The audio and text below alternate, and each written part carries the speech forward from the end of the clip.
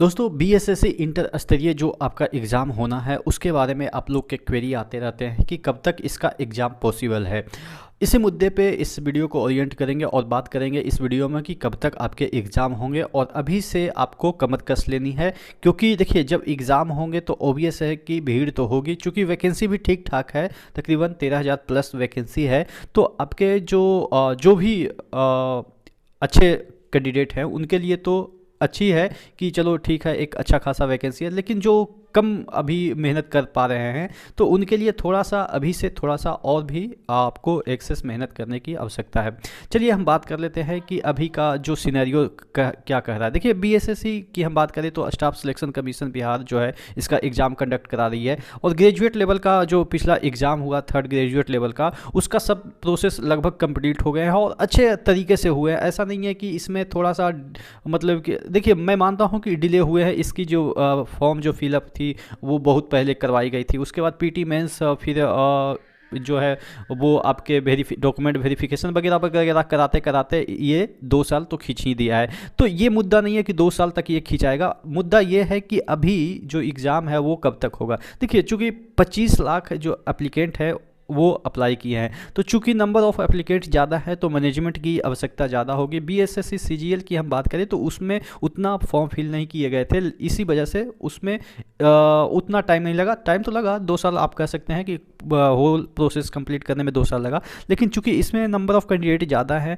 उसके बाद इसके मेंस भी लेने हैं, तो अगर हम पीटी की बात करें तो 25 लाख जो कैंडिडेट है उसको मैनेज करने के लिए थोड़ा सा व्यवस्था लग रहा है। तो आपके जो एग्ज़ाम है वो मार्च के, आप मान के चलो कि लास्ट तक पॉसिबल है। ऐसा इसलिए मैं कह रहा हूँ क्योंकि अप्रैल के सेकेंड वीक से आपके इलेक्शन वगैरह शुरू हो जाएंगे, तो फिर जो भी कर्मचारी हैं वो इलेक्शन ड्यूटी में इन्वॉल्व हो जाएंगे। तो जो मैनेजमेंट करना होता है, देखिए ऐसा नहीं है कि जो बिहार के जितने भी एग्ज़ाम होंगे वहाँ पे तो सरकारी कर्मचारी मैनेजमेंट करते हैं। जैसे कि अगर आप पीटी एग्ज़ाम देने जाते हैं तो वहाँ पे जहाँ पे भी जिस भी स्कूल में आपके एग्ज़ाम दिए जाते हैं वहाँ के टीचर्स हो या पुलिस फोर्स हो या जो भी वहाँ पे रहते हैं, तो वो इलेक्शन ड्यूटी में चले जाएंगे। तो फिर पॉसिबल नहीं है कि आपके अप्रैल में संभव है, अप्रैल मई तो फिर ऐसे ही चला जाएगा आपके जो है वो इलेक्शन में।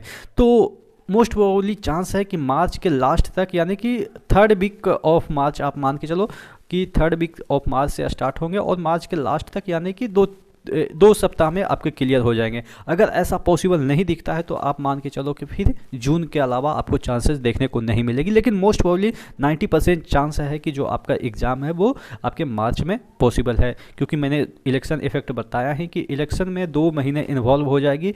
सरकारें तो नहीं, आप कह सकते हैं एक प्रकार से इनडायरेक्टली सरकार ही नहीं तो इलेक्शन कमीशन जब इन्वॉल्व हो जाती है तो आचार संहिता लग जाएगी। तो उसके बाद जितने भी ट्रांसफ़र वगैरह होगा सरकारी कर्मचारियों का, उसके बाद बिहार सरकार का नियंत्रण नहीं होता, उसके बाद एग्ज़ाम उस समय करवाना पॉसिबल नहीं हो पाएगा, क्योंकि जितने भी कर्मचारी हैं लगभग इनडायरेक्टली डायरेक्टली रूप से वो इलेक्शन में इन्वॉल्व हो जाएंगे, इलेक्शन कराने में इन्वॉल्व हो जाते हैं। तो उसके बाद कर्मचारी तो सीमित है, आपको भी पता है। तो अब एक ही कर्मचारी ऑफिस को भी देखना, इलेक्शन को भी देखना, फिर एग्ज़ाम भी कंडक्ट कराना, तो ये 3 काम एक साथ पॉसिबल नहीं हो सकता। क्योंकि देखिए इलेक्शन जब कंडक्ट करा रहे हैं तो उस समय आपको अपना ऑफिस भी चलाना होता है। ऐसा तो नहीं है कि इलेक्शन कराते समय आप अपना ऑफिस बंद कर देंगे, वो भी काम करना है, क्योंकि वो 2 महीना तो ऐसा नहीं है कि बिहार का काम रुक जाएगा, जितने भी गवर्नमेंटल काम हो रहे हैं वो भी नहीं रुकना चाहिए। तो इस वजह से कुछ कर्मचारी जो है वो उसमें इन्वॉल्व हो जाएंगे। तो इस वजह से आपके जो एग्ज़ाम है वो मोस्ट प्रोबेबली मार्च में देखने को मिल जाएगी।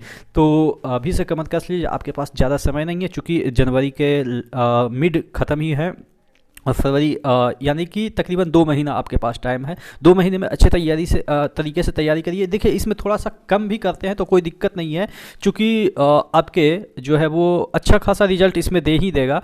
तो 10 गुना भी देता है तो तकरीबन 1,30,000, तो उतना में तो सिलेक्शन लेने वाले बच्चे का हो ही जाता है। तो आप अभी से मेहनत करिए, क्योंकि जो मेंस का सिलेबस है वो लगभग सेम ही है और मेंस आपको देखने को जल्द ही मिल जाएगा। पीटी के बाद 2-3 महीने के बाद आपको मेंस है वो देखने को मिल सकता है, क्योंकि उसमें नंबर ऑफ़ कैंडिडेट कम होंगे। तो यही सब बातों के लिए कि आपका जो एग्ज़ाम है वो मार्च के मिड में शुरू हो सकता है, तो आप जल्दी से तैयारी कस के करना चालू कर दीजिए। नेक्स्ट वीडियो मिलते हैं, तब तक के लिए जय हिंद, और चैनल पर नए हैं तो सब्सक्राइब जरूर कर लीजिएगा।